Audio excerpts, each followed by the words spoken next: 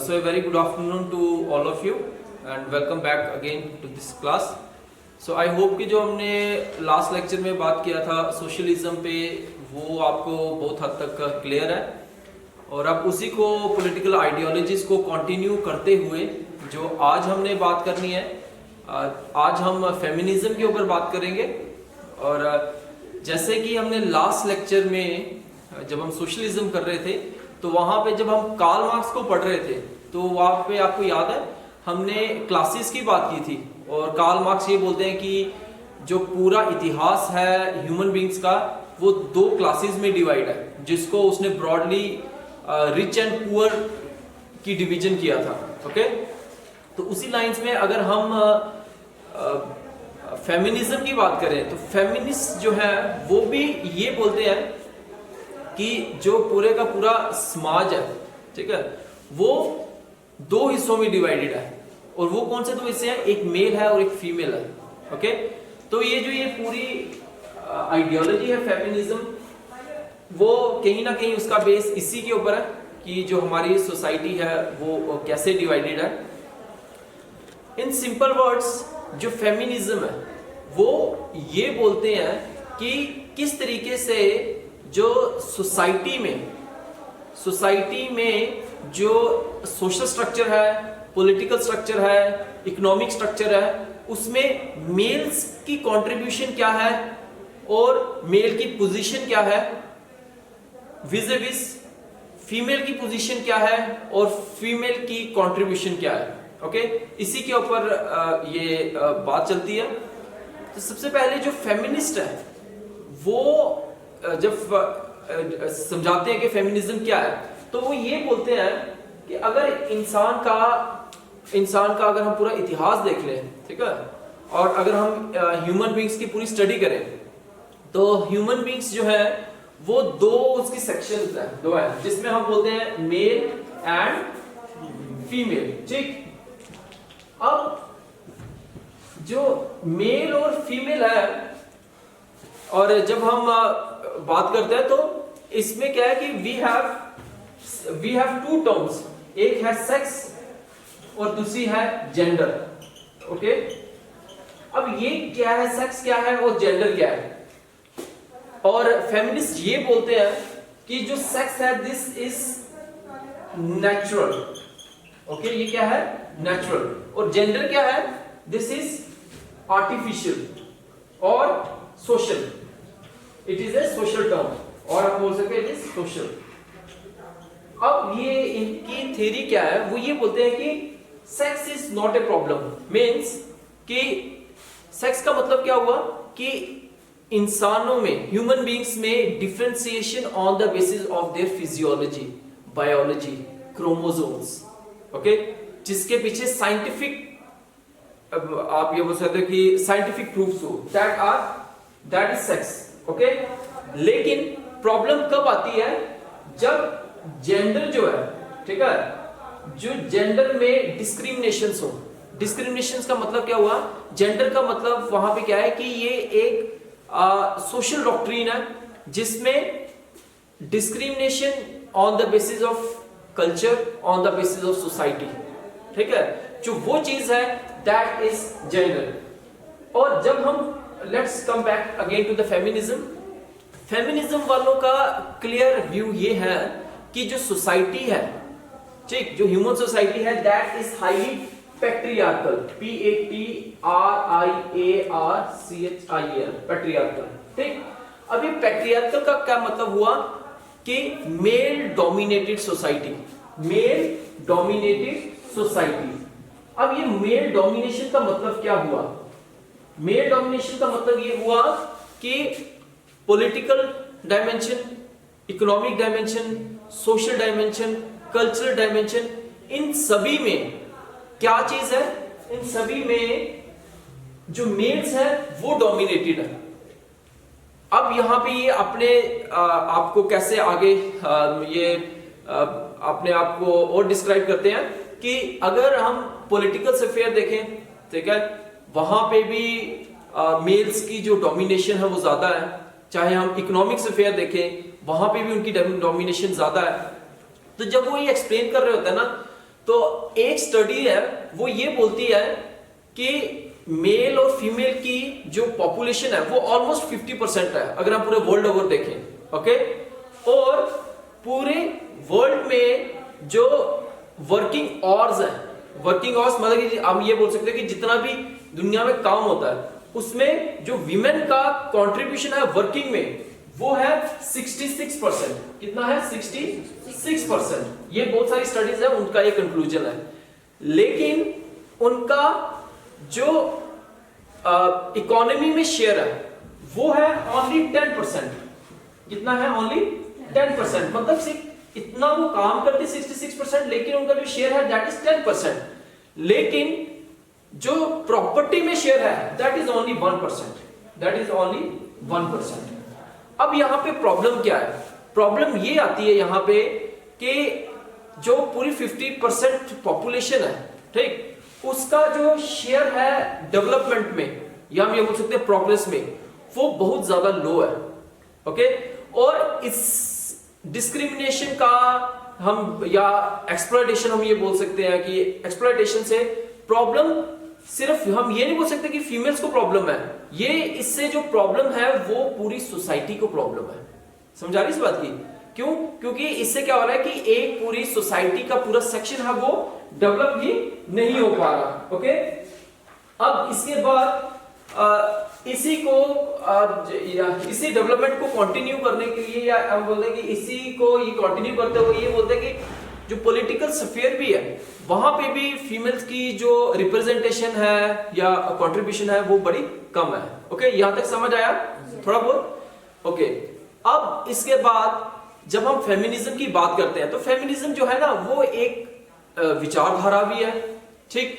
और जो ये विचारधारा है ना वो ये कहती है कि वो उसका जो देखने का लेंस है ना that is from male and female perspective, कि फीमेल्स के साथ किस तरीके से उनके साथ बर्ताव किया जाता है और मेल्स के साथ कैसा किया जाता है।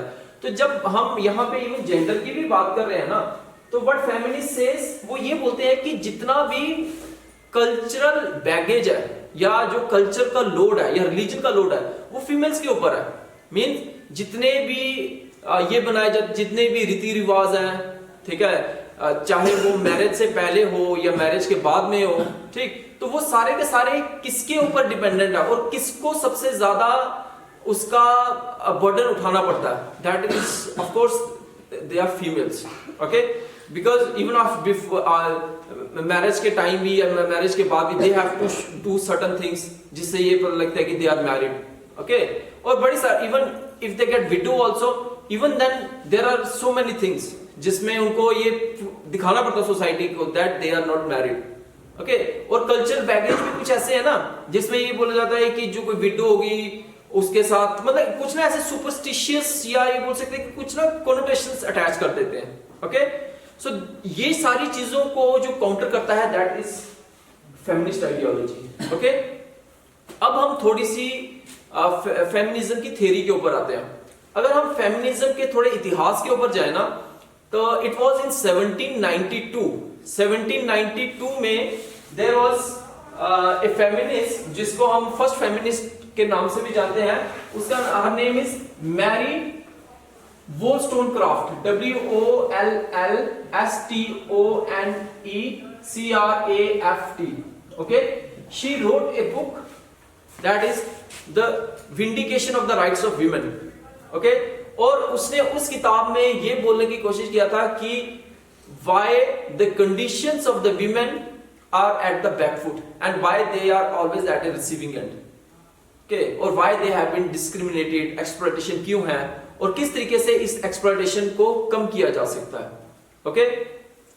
इसके बाद जो एक इंपॉर्टेंट थिंकर आते हैं जो विमेन के इश्यूज के ऊपर काफी इलेबोरेटली बात करते हैं और ये आप आगे पॉलिटिकल थॉट में भी इनको पढ़ोगे, that is J.S. Mill, John Stuart Mill. इन्होंने 1869 में किताब लिखी थी, उसका नाम था द सब्जेक्शन ऑफ विमेन। और उस किताब में उन्होंने यही चीज बोली थी जो हमने थोड़ी देर पहले बात किया कि जब तक एक समाज में सभी इक्वल नहीं होंगे और जब तक 50% ऑफ पॉपुलेशन को उनका ड्यू रिकॉग्निशन, ड्यू शेयर और ड्यू डिग्निटी नहीं दी जाएगी, तब तक वो समाज प्रोग्रेस नहीं कर सकता। ओके, इसके साथ साथ उन्होंने उस टाइम पे बोली थी जब विमेन की जो आप ये बोल सकते हैं कि जो इनइक्वालिटी थी वो काफी हाई थी, और वो टाइम था, ही वाज फ्रॉम इंग्लैंड, वो ऐसा टाइम था जब विमेन को चाइल्ड मतलब कि बच्चे का जैसे आज होता है ना कि जो चाइल्ड है दैट बिलोंग्स टू मदर, उस टाइम पे the child used to belong to father, और इवन की प्रॉपर्टी में भी कोई उनका रोल कंट्रीब्यूशन नहीं होता था, मतलब उनको कोई उसका ऑनरशिप नहीं होती थी। Okay, so these were important thinkers. अब इसके बाद we can say that we have seen certain waves of feminism.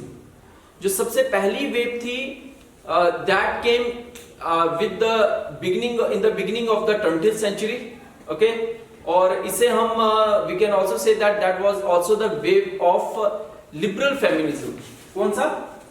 Liberal feminism.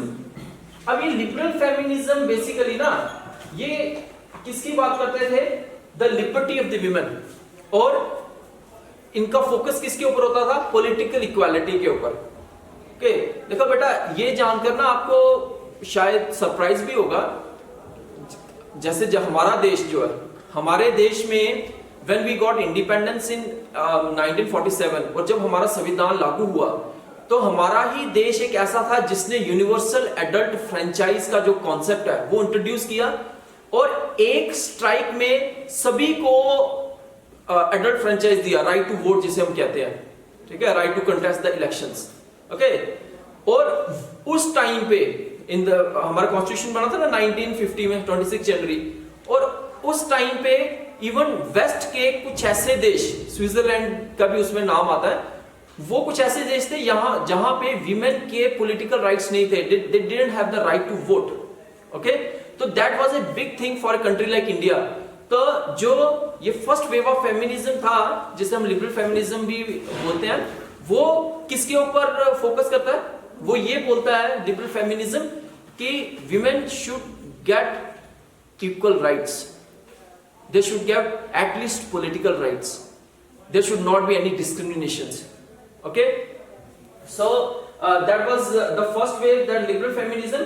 अब जब हम liberal feminism के बाद जो feminists थे they were not satisfied, वो कह रहे थे कि just political rights देना, equality की बात करना, that was not enough. Then there came the social feminism. Social feminism. अब ये सोशल फेमिनिज्म या सोशल फेमिनिज्म, सोशलिस्टिक फेमिनिज्म, और जिसे मार्क्सियन फेमिनिज्म भी बोला जाता है। ओके, ये फेमिनिज्म और ये आइडियोलॉजी क्या बोलती है कि विमेन का इकोनॉमी में ज्यादा रोल होना चाहिए, उनका जो कंट्रीब्यूशन है, जैसे आप यहां बताया ना, ये 66% उनका वर्किंग है, 10% उनको मिलता है, और 1% क्या है उनका शेयर है, किसमें? प्रॉपर्टी में। ओके, तो ये वाली आइडियोलॉजी है फेमिनिज्म वाली, तो ये किसको, ये इसी को काउंटर करता है, ठीक है, कि जो सोशलिस्टिक फेमिनिज्म या मार्क्सियन फेमिनिज्म ये बोलता है कि इकोनॉमी में इनका मेन कंट्रीब्यूशन होना चाहिए। ओके, इसके बाद एक और जो फेमिनिज्म है जो इंपॉर्टेंट है, that is radical feminism. Okay, that is radical feminism. अब ये रेडिकल फेमिनिज्म क्या है? बेसिकली रेडिकल फेमिनिज्म ये बोलता है कि जो सोसाइटी में पैट्रियार्की का स्ट्रक्चर है, सोसाइटी में जो पैट्रियार्की का स्ट्रक्चर है, जो मेल जो है वो फीमेल को के ऊपर हावी है या डोमिनेट करता है, और जो फीमेल्स है they subordinate to the male counterparts. In addition to that एक और जो चीज है जो रेडिकल फेमिनिस्ट ये बोलते हैं कि ये जो मूवमेंट है that came in the 1970s, वो ये बोलते हैं कि women is public not private. ये एक बहुत बड़ी बात है। देखो, जब आप पॉलिटिक्स पढ़ते हो ना, तो हम बोलते हैं पॉलिटिक्स एक ऐसी चीज है जिसमें politics is a public affair. तो जब ये बोला गया कि women is public not private, इसका मतलब क्या हुआ कि जो विमेन की इश्यूज है या विमेन के साथ जो डिस्क्रिमिनेशन है, उसके साथ जो इनइक्वालिटी के साथ उनके साथ बिहेव किया जाता है, that is not a private issue, that is a public issue. Okay, means जैसे एग्जाम्पल बोला जाता है ना, किसी के घर में विमेन के साथ डोमेस्टिक वायलेंस हो या अब्यूज किया जाए, तो अगर कोई साथ वाला बोले कि दिस इज रॉन्ग, ये गलत है, तो वो क्या बोलते हैं कि ये हमारा पर्सनल मैटर है, ये हमारा जाति मामला है, आपको इंटरफेरेंस करने की जरूरत नहीं है।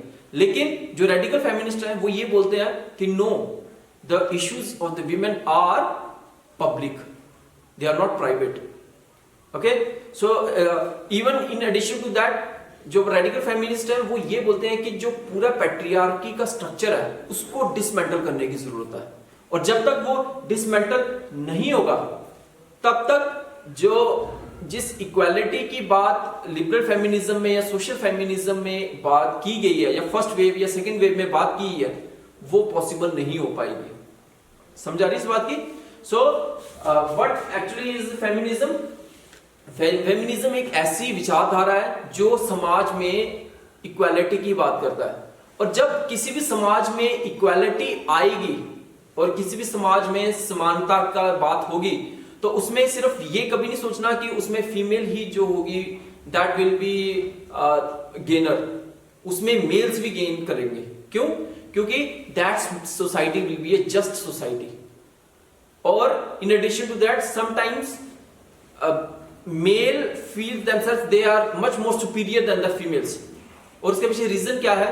वो रीजन ये है कि एक्चुअली में ये बोला जाता है कि जो मेल्स हैं in general they are physically stronger than the females, लेकिन this is also true that female are biologically more stronger than the mails.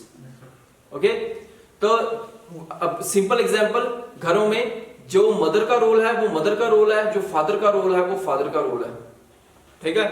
और कोई भी मदर की पोजीशन नहीं ले सकता, कोई भी फादर की पोजीशन नहीं ले सकता।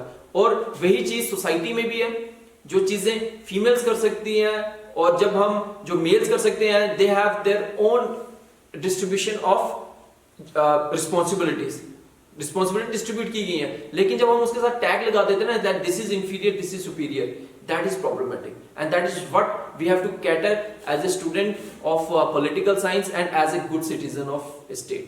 Okay, thank you, and I hope कि आपको समझ आया है।